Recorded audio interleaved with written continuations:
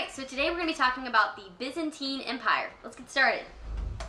Okay, so in Rome around 500 AD, a lot of things are going to start changing. So, fall of the Roman Empire. So, the Romans are going to have these issues after the Pax Romana, which if you guys remember that means Roman peace. And the Roman Empire is going to enter this era of decline.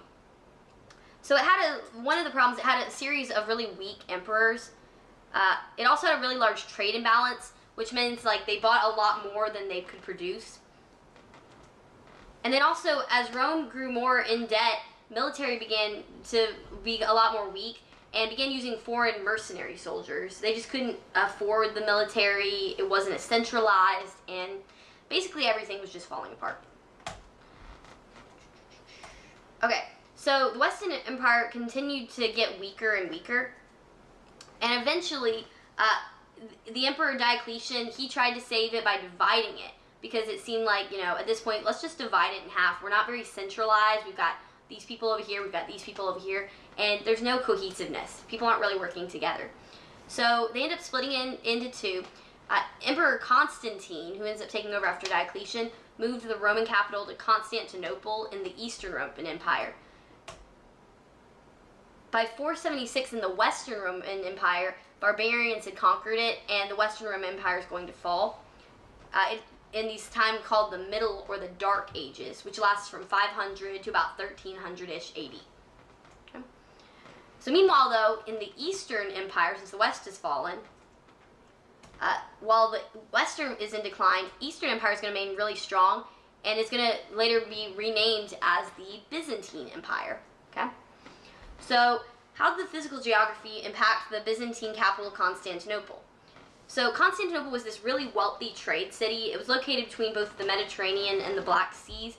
And again, kind of like what we were talking about with river valleys, when you've got a trade city, or a city on a river, it tends to do a lot better because there's so many more access to resources and things. Okay, so a little bit more on the Byzantines.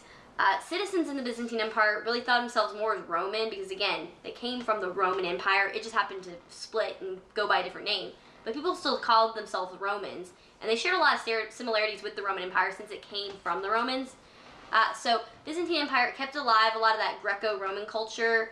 Also, Constantinople, the capital of the Eastern Roman Empire, was a center for learning where schools taught philosophy, medicine, Greek, Latin, grammar, geometry, like all sorts of things. Also, architecture was really similar too. So in Rome, you had the Pantheon, which is very similar to the Byzantine Hagia Sophia.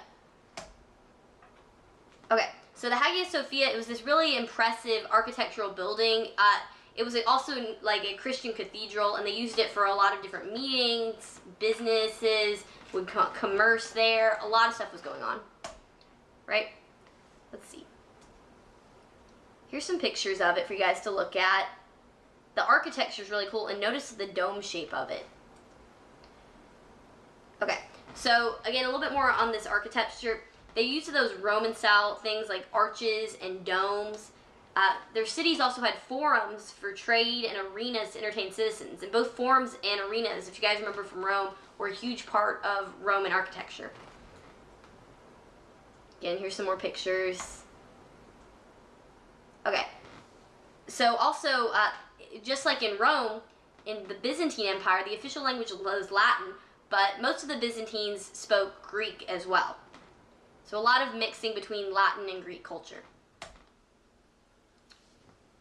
Also with religion. Religion's where it's going to get interesting.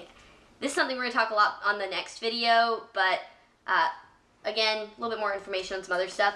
Because of its location close to Judea, Byzantines had converted to Christianity before a lot of the people in the Western Roman Empire.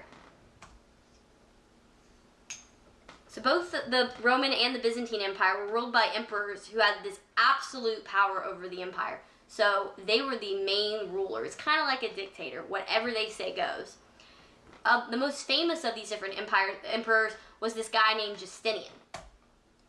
So about 50 years after the Western Roman Empire in Rome falls, Justinian's going to come to power, and he starts reconquering those Roman territories that I told you guys the barbarians were taking over.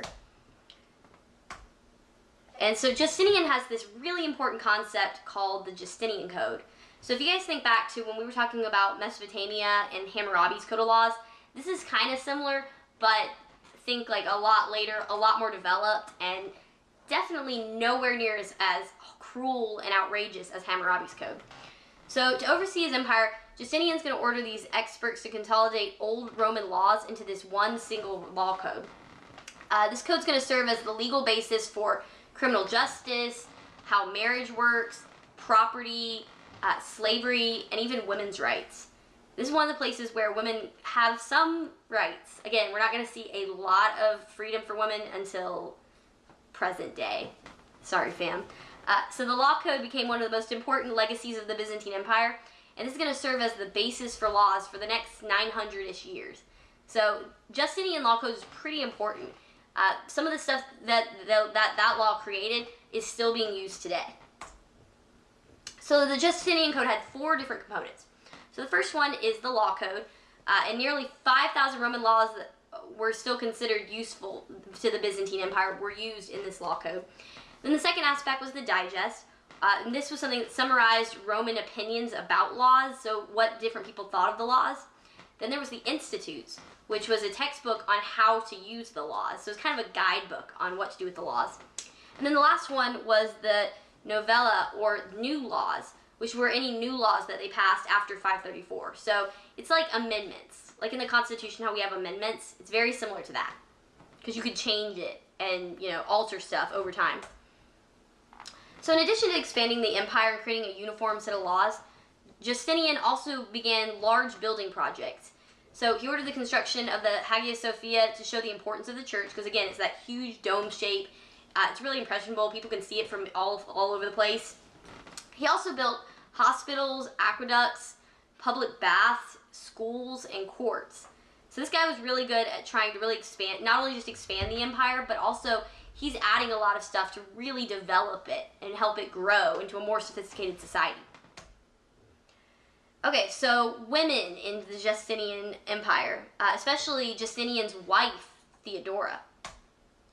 So Theodora had a lot of power and influence in the Byzantine Empire. Like I said, women had some freedoms in the Byzantine Empire, which I think is pretty cool. So Justinian's wife Theodora met with and wrote to different foreign leaders and advised Justinian, and he helped him even pass laws, and also encouraged the building of Christian cathedrals. So she was able to talk to him and get him to do things just by her own authority, which I think is pretty cool.